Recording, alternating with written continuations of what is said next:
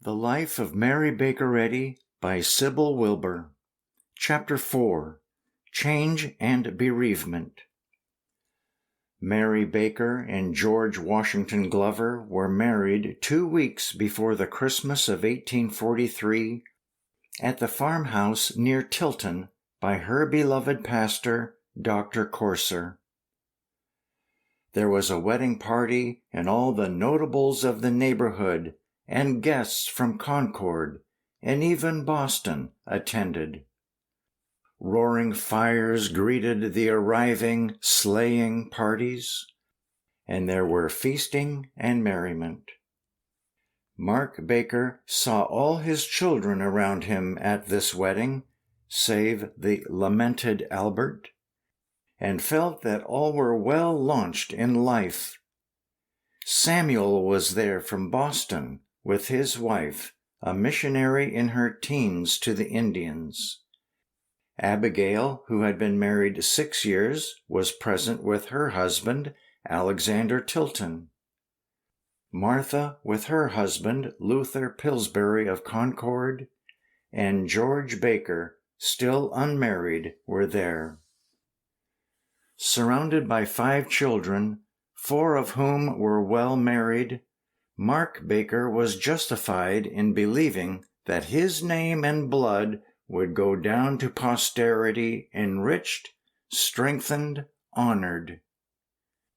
There was to be, however, no permanent issue, save through the medium of that frailest and youngest, the flower-like girl, who, in her bridal garments, clung to his arm as they walked down the stairs of the old-fashioned house.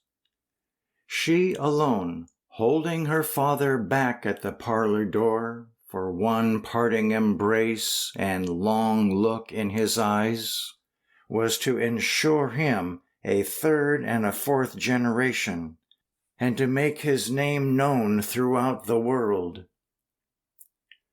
Her father might well have looked at her with paternal pride on her wedding day. He had dowered her with beauty, educated her with care, gathered her safely into the church, clothed her delicately and without parsimony. As finely and nobly bred was she as any bride who ever left her father's home in all New England.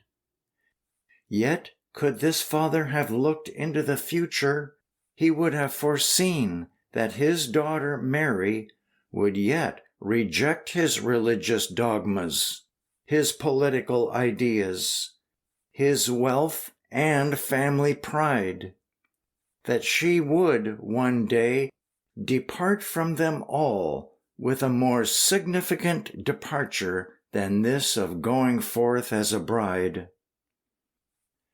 The young husband and wife left immediately for the South.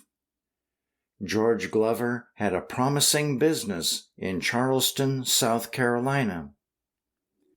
During the 4 years he lived there, from 1839 to 1844, he made 13 conveyances of property, and 2 were made to him. These acts involved several $1,000s, as the registry of deeds of that city discloses.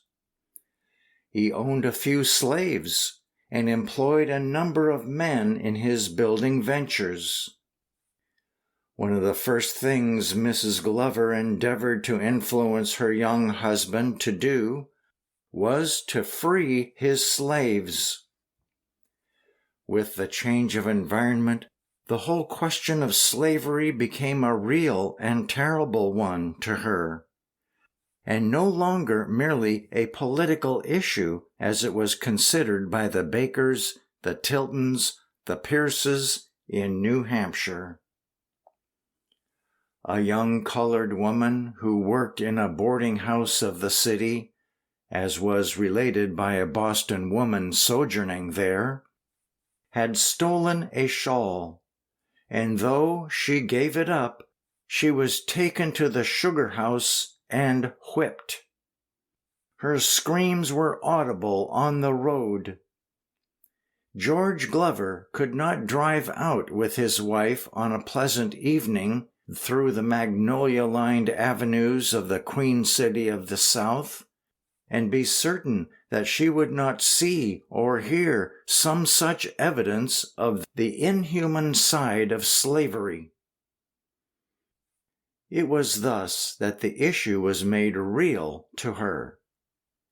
The question of freeing his slaves was frequently debated between them, Mr. Glover explaining to his wife that it had been made illegal to do so in South Carolina by a statute passed in 1820, and only by a special act of the legislature could slaves be made absolutely free.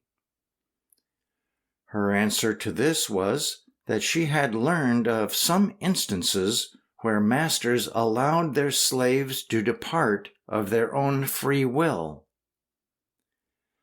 Then her husband argued to her that it would be a loss of property for him to free his slaves, as he had accepted them in payment of debts, and very likely would have to do so again.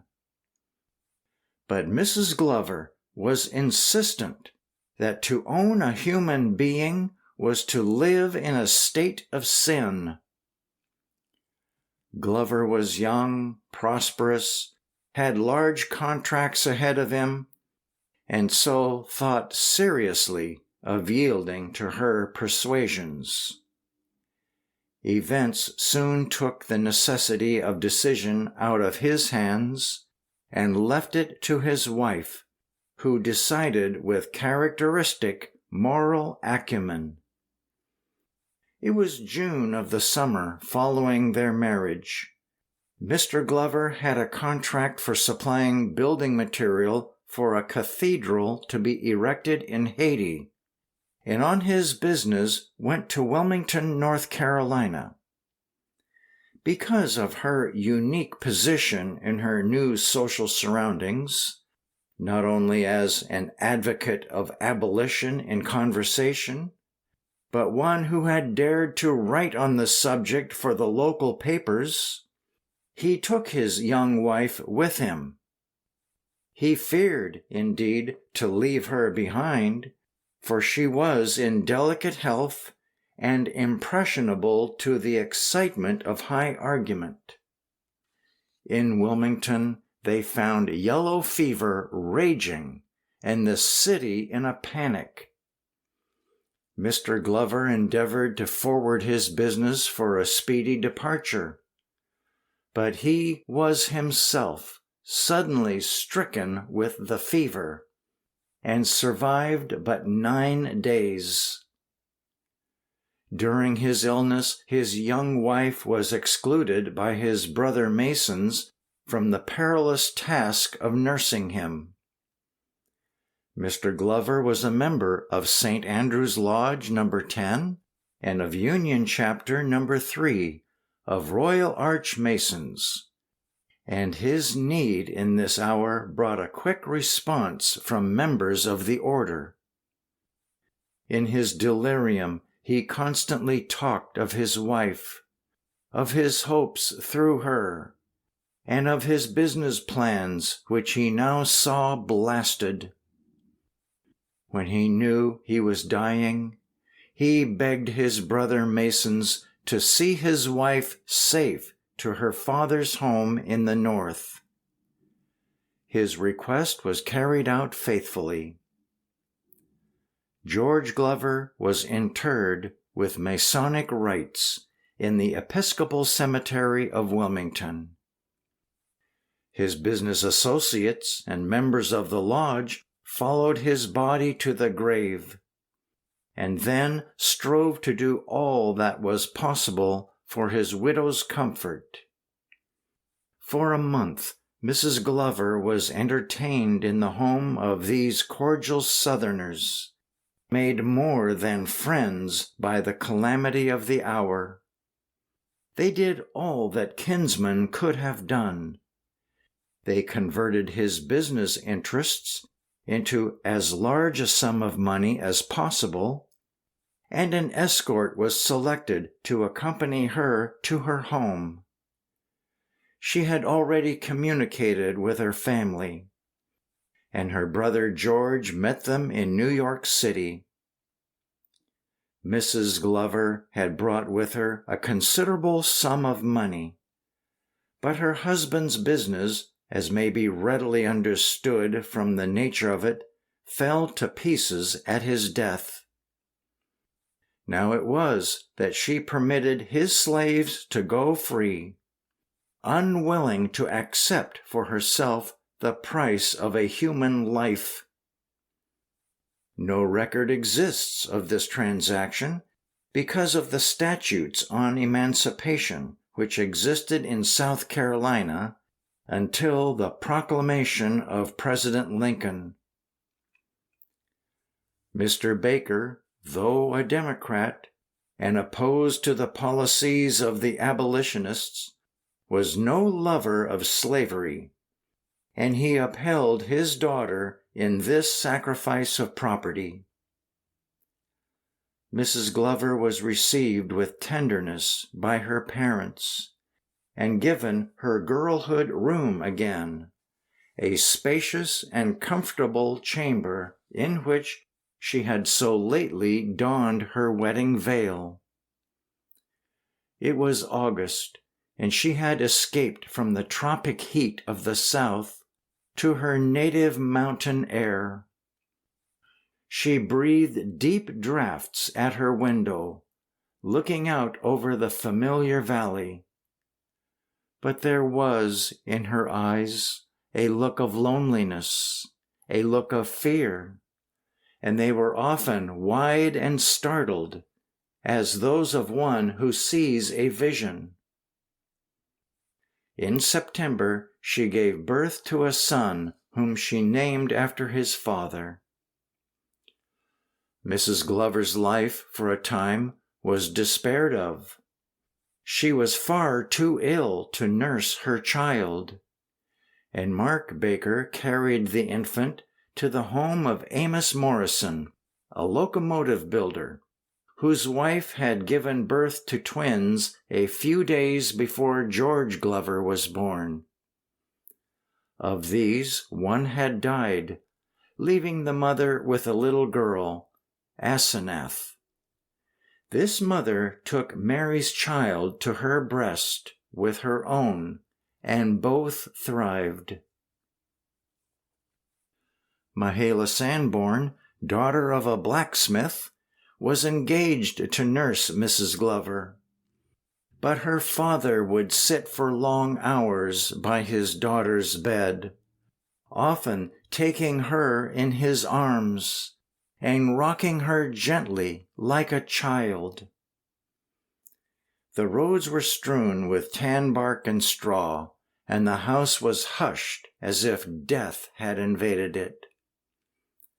When the long struggle for life ended in a feeble victory, and the babe was brought home again, the young mother was very happy. Her widowed heart found comfort in maternal expression. He was a vigorous, robust infant, and to her had the eyes and smile of his father. But it seemed she was too tender and too devoted, too weak physically to exercise a mother's care. And when she had overtaxed herself, her parents would send little George home with Mahala Sanborn. Or it may be they merely permitted the spinster nurse to take him, indulging her fondness. This was not well, as later events proved. A significant fact in relation to the child's infancy is found in the birth of another grandson to Mark Baker a few months later. Abigail Tilton's first child was born in June of the following year, and she named it Albert, in memory of the lamented brother. This boy was very handsome, as was also a daughter, Evelyn, born a few years later. Both were delicate, nervous children, while George Glover was quite the reverse. Sturdy, hearty, and romping, this child of Mary's made the house ring with his demands.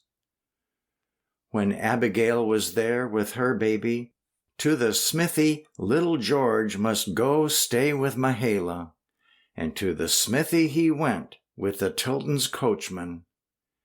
And there his spirits were not constrained, nor was his childish nature subdued to its proper walk in life.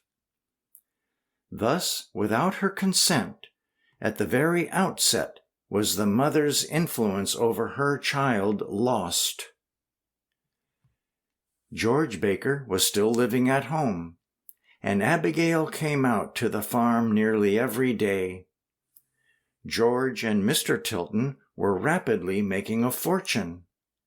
They had been manufacturing cassomeres and tweeds for 8 years, and were about to install new machinery, lease a new mill, and otherwise branch out. They were persuading their father to build a handsome house in town near to the Tiltons, a house in colonial style, of very comfortable proportions. He was placing his savings in other investments than crops through his sons' and son-in-law's advice, such as workmen's houses for rents and railroad stocks.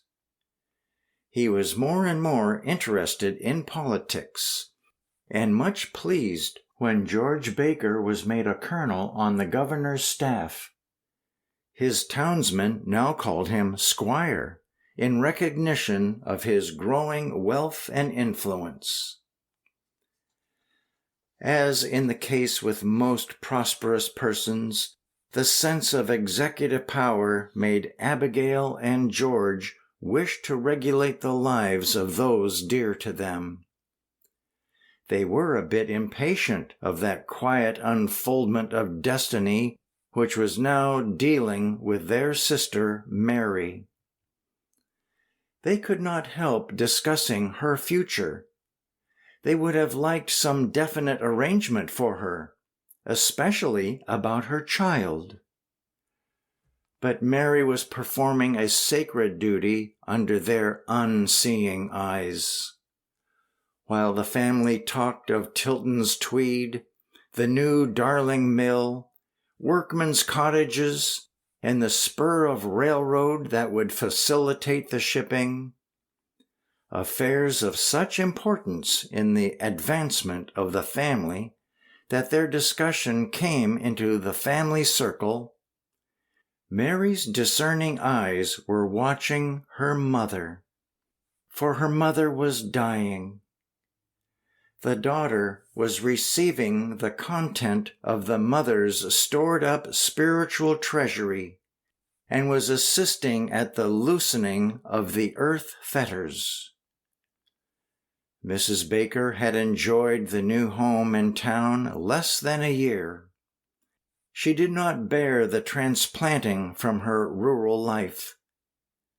In November 1849, she died, and her death caused some important changes in the life which flowed around her youngest child.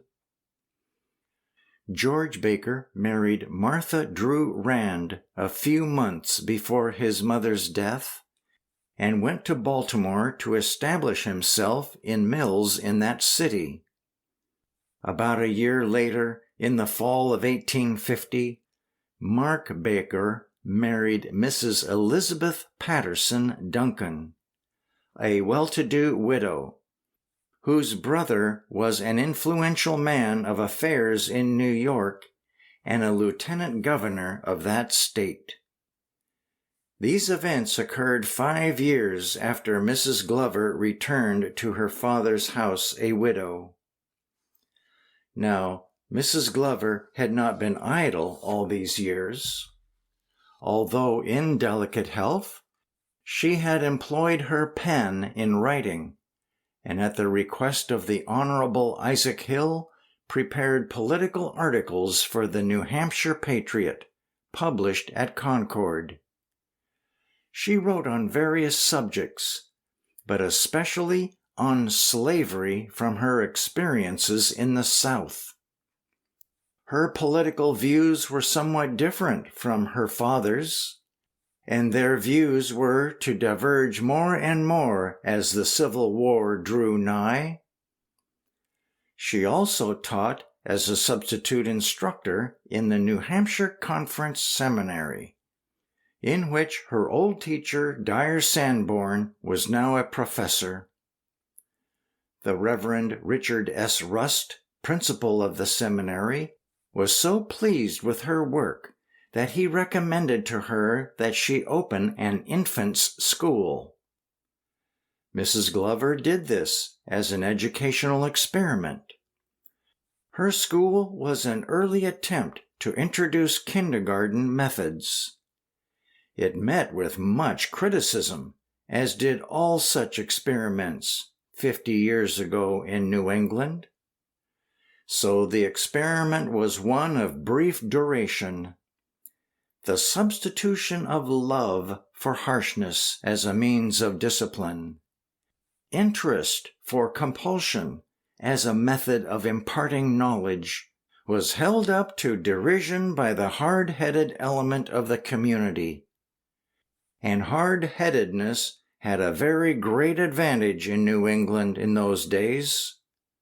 Hard-headedness was the critic of things in general. It was inclined to consider culture in a woman mincing affection, very readily agreeing that she gave herself airs, and to be stuck up in a New England village, as Margaret Deland says, was next to being a heretic.